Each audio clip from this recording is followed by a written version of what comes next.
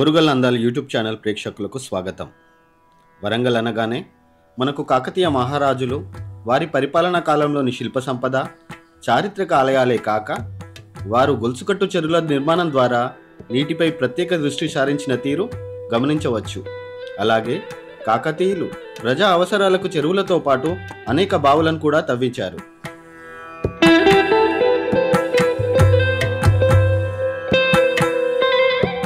వినుకొండ వల్లభరాయుడు 14వ శతాబ్దంలో రాసిన క్రీడాభిరామంలో కాకతీయులు ఓరుగల్లులో అనగా వరంగల్లో ఆనాడు నివసించే 8 లక్షల ప్రజల నీటి అవసరాల కోసం 365 మెట్ల బావులు నిర్మించినట్లు చెప్పడం జరిగింది.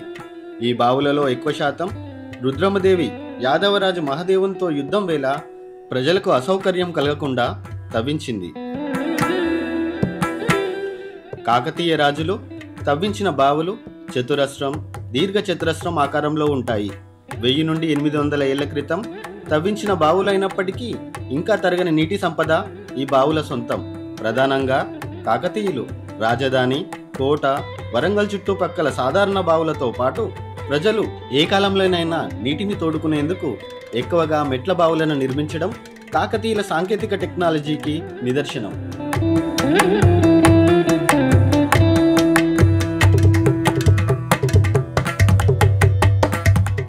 11-12వ శతాబ్దంలో నిర్మించిన ఈ బావులలో కొన్ని ఇప్పటికీ కాకతీయుల కోట పరిసర ప్రాంతాలు వరంగల్ సిటీ మధ్యలో ఉన్నాయి. అందులో శివనగర్ మెట్ల బావి, ఈసన్న బావి, అక్క చెల్లెళ్ల బావి, సవతుల బావి, కోడికూతల బావి, గడియారం బావి, జంగమయ్య బావి, కొత్తగూడ గోపాలస్వామి బావి, దర్గా బావి, కొండ మసీదు బావి, తూర్పుకోట హనుమాన్ గుడిలోని బావి, ఇలాంటివి 21 బావులు ఇంకా మిగిలి ఉన్నాయని చరిత్రకారులు చెబుతున్నారు.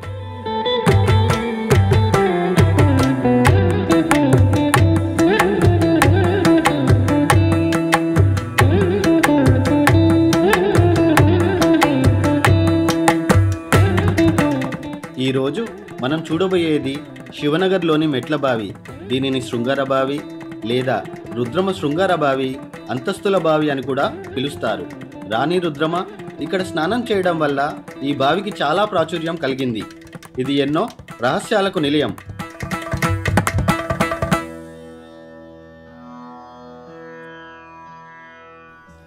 ఈ బావి నుండి 2.5 కిలోమీటర్ల దూరంలో ఉన్న వరంగల్ కోటకు సొరంగ మార్గం మరియు ఈ మెట్ల బావి నుండి 5.5 కిలోమీటర్ దూరంలో ఉన్న హన్మకొండలోని వేస్తంబాల దేవాలయంనకు సొరంగ మార్గం ఉండేదట.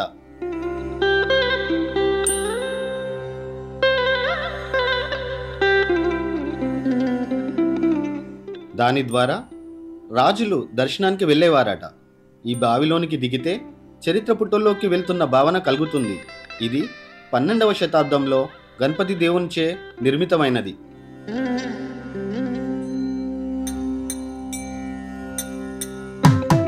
ఈ శృంగార బావి 3 అంతస్తులతో 12x12 మీటర్ల వైశాల్యంతో నిర్మించడం జరిగింది.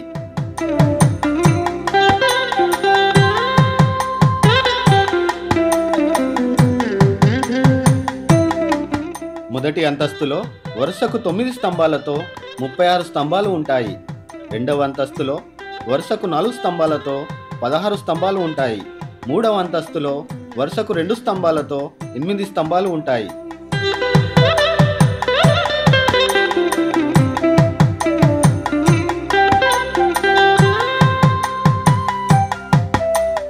క్రింది నుండి మొదటి అంతస్తులో రాచరికపు స్త్రీలు స్నానమాచరించేవారు. రెండవ అంతస్తులో బట్టలు మార్చుకున్నటకు సంబంధించి ఇందులో 20 గదులు ఉంటాయి. మూడవ అంతస్తులో పూజలు చేయుటకు వాడేవారు.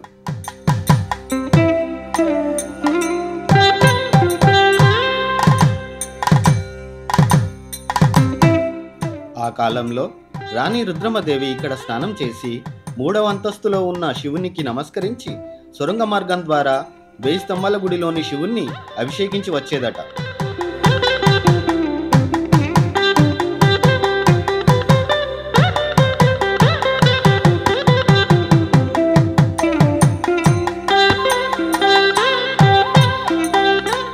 రుద్రమదేవితో పాటు ఆ రాచరిక వంశానికి చెందిన అనేక మంది ఈ శృంగార బావిలో స్నానం చేసేవారు.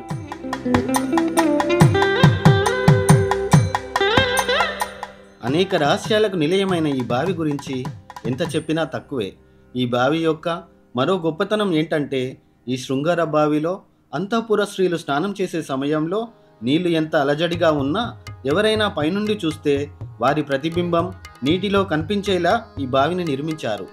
దీంతో భౌతిక శాస్త్రానికి కూడా అంతుబట్టని పరిజ్ఞానాన్ని ఈ బావి నిర్మాణంలో ఆనాడు కాకతీయులు వాడినట్లు చరిత్రకారులు చెబుతారు.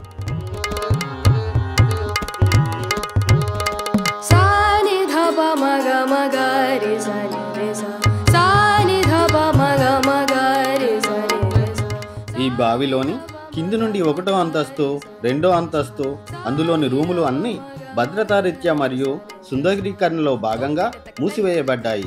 గత ప్రభుత్వంలో అభివృద్ధి పనులు జరగగా మరల చేపట్టిన పనుల వల్ల నూతన శోభ సంతరించుకుంది ఈ బహుళ అంతస్తుల బావి.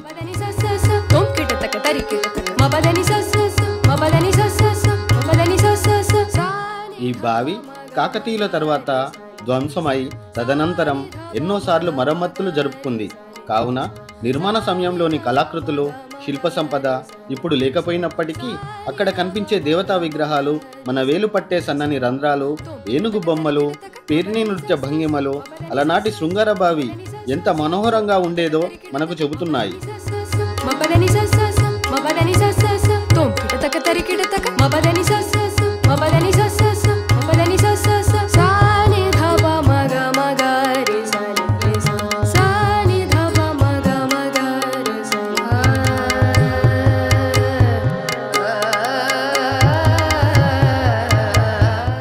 ఎంతటి మండుటెండలు కాచినా ఈ బావిలోని నీరు ఎండిపోదు. కరువు సమయాల్లో కూడా ఈ బావిలోని నీరు చల్లగా ఉండటం అలనాటి టెక్నాలజీకి నిదర్శనం.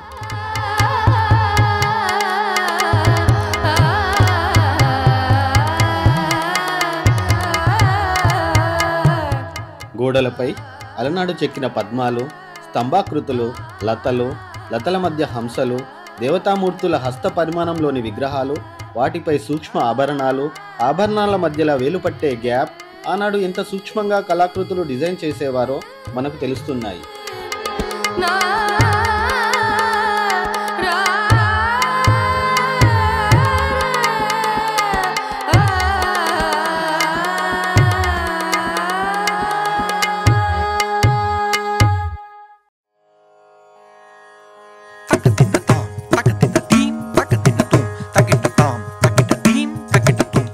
కాకతీయుల కాలం నుండి ప్రజలకు నీటి అవసరాలు తీర్చి చారిత్రక సంపదగా నిలిచిన బావులు కొన్ని కనుమరుగు కాగా మరికొన్ని చెత్తతో నిండి ఆనవాళ్లు లేకుండా పోవడానికి దగ్గరలో ఉన్నాయి.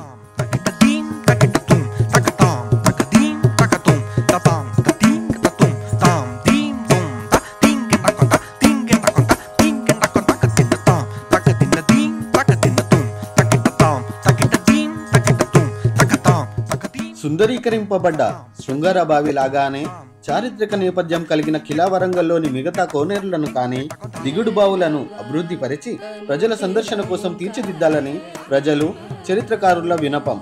ఈ విధంగానైనా నాటి పాలకుల దూరదృష్టి మరియు కళలకు వారిచ్చిన తోడ్పాటు, నాటి కళాకారుల సాంకేతికత, పనితనం నేటి తరానికి తెలుస్తుంది. మన చారిత్రక స్థలాలు పదిలంగా ఉంటాయి.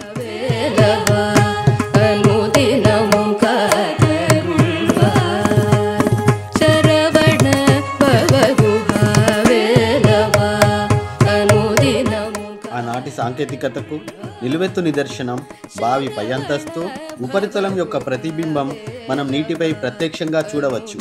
ఈ విధంగా ఆనాడు అంతఃపుర స్త్రీలు పైన ఉన్న వారి గురించి నీటిపై పడ్డ నీడ ద్వారా తెలుసుకొని జాగ్రత్త పడేవారు.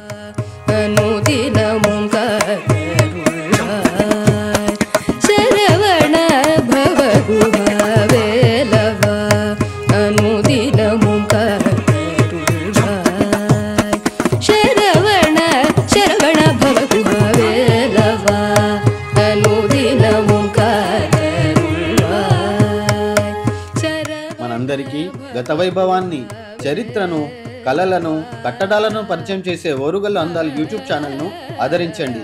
ఈ ప్రయాణంలో మీ తోడ్పాటు మాకు ఎంతో అవసరం.